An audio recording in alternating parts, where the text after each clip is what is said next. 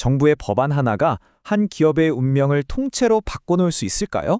오늘 살펴볼 이야기는 바로 그 질문의 한가운데에 있는 기업, 인성정보입니다. 지난 6년 동안 정말 지지부진했던 논쟁이었죠. 그런데 말이죠. 단 하나의 뉴스가 나오면서 대한민국 디지털 헬스케어 시장의 판을 완전히 뒤집어 놨습니다. 그리고 한 기업을 갑자기 무대 중심으로 확 끌어올렸죠.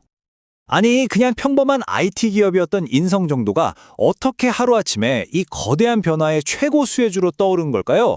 궁금하시죠? 그 이유를 알려면 이 모든 일의 시작, 바로 그 법안부터 뜯어봐야 합니다. 자, 그럼 첫 번째 파트입니다. 갑자기 하늘에서 내려온 동화줄이라고 할 수 있겠죠. 바로 비대면 진료 법안의 통과입니다. 이 타임라인을 보시면 이게 그냥 순리대로 된 게 아니에요.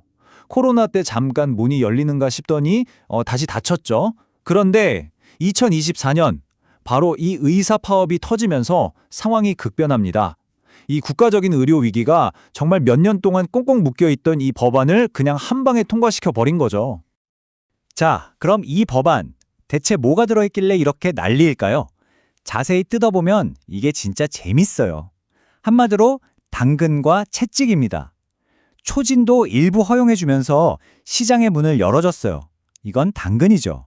근데 동시에 공공 플랫폼을 만들 수 있다는 조항을 넣어서 정부가 언제든 직접 경쟁자로 뛰어들 수 있게 해놨습니다. 이게 채찍이고요.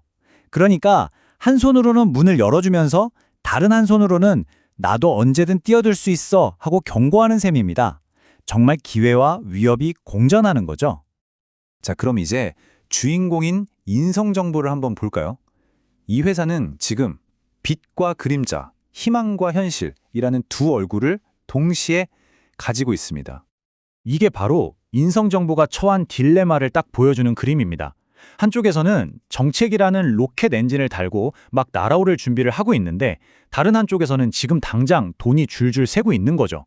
이 엄청난 미래 가치랑 피 흘리고 있는 현재 재무 상태, 이 둘이 정면으로 부딪히고 있는 겁니다. 말이 필요 없죠. 숫자를 한번 보시죠. 미래에 대한 기대감? 좋은데 지금 현실은 솔직히 말해서 처참합니다. 매출은 13% 넘게 줄었고 영업 손실은 무려 67%나 늘었어요. 이건 뭐 돈을 버는 수준이 아니라 그냥 돈이 사라지고 있다는 얘기입니다. 아니 도대체 왜 이렇게 된 걸까요? 그 원인을 알려면 이 회사의 원래 본업, 그러니까 돈을 벌어오던 주력 사업을 들여다봐야 합니다. 그러니까 인성정보가 수십 년 동안 해온 일이 보면 NI/SI라는 건데요. 쉽게 말해서 기업들 전산실 만들어주고 서버 깔아주는 그런 일이었어요. 이게 주력이었죠. 근데 문제가 뭐냐? 세상이 바뀐 겁니다. 요즘 누가 그렇게 무겁게 서버를 사나요? 다들 클라우드를 쓰잖아요. 그러다 보니 이 회사의 밥줄이었던 전통적인 사업 모델이 그냥 뿌리부터 흔들리기 시작한 거죠. 이 차트를 보시면 충격적일 수도 있어요. 지금 모두가 주목하고 있는 이 헬스케어 사업 보이시나요? 전체 매출에서 차지하는 비중이 0.3%입니다. 1%도 아니고 0.3%요. 거의 전부가 기존 IT 사업에서 나온다는 얘기죠. 물론 회사도 바보는 아니죠. 이 위기를 누구보다 잘 알고 있습니다. 그래서 지금 필사적으로 바꾸려고 하는 게 뭐냐면 예전처럼 하드웨어 한 번 팔고 끝! 이게 아니라 클라우드 관리해주고 AI 소프트웨어 빌려주면서 매달 따박따박 돈이 들어오는 그런 구독 모델로 전환하려는 겁니다. 이건 뭐 선택이 아니라 생존을 위한 몸부림인 거죠. 자, 그럼 이제부터가 진짜 재밌는 부분입니다. 이 회사가 모든 걸 걸고 있는 도박, 바로 헬스케어 사업에 대한 이야기입니다. 과연 미래의 성장 엔진이 될 수 있을까요?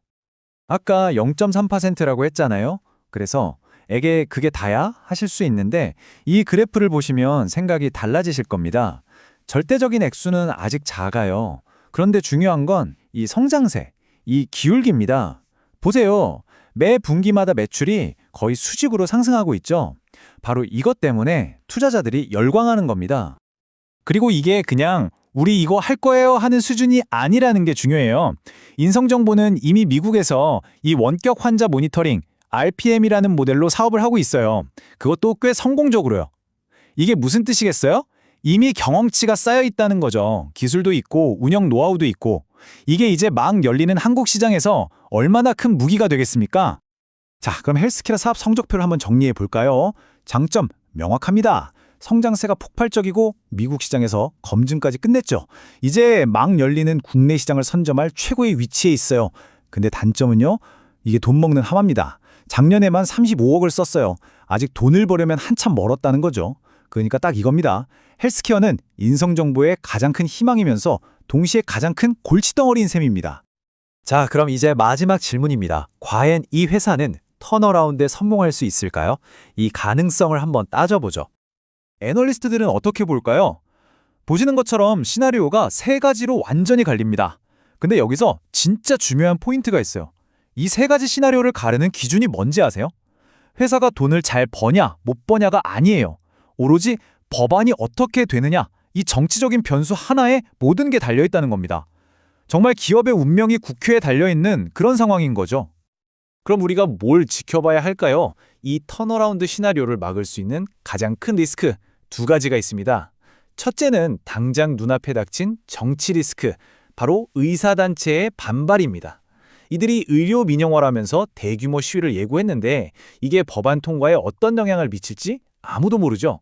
둘째는 좀 더 장기적인 리스크인데요. 바로 정부가 직접 공공앱을 만들어서 경쟁자로 나서는 겁니다. 정부가 직접 플레이어로 뛰면 민간 기업들은 버티기 힘들 수 있거든요. 결국 인성정보의 이야기는 하나의 거대한 질문으로 돌아옵니다.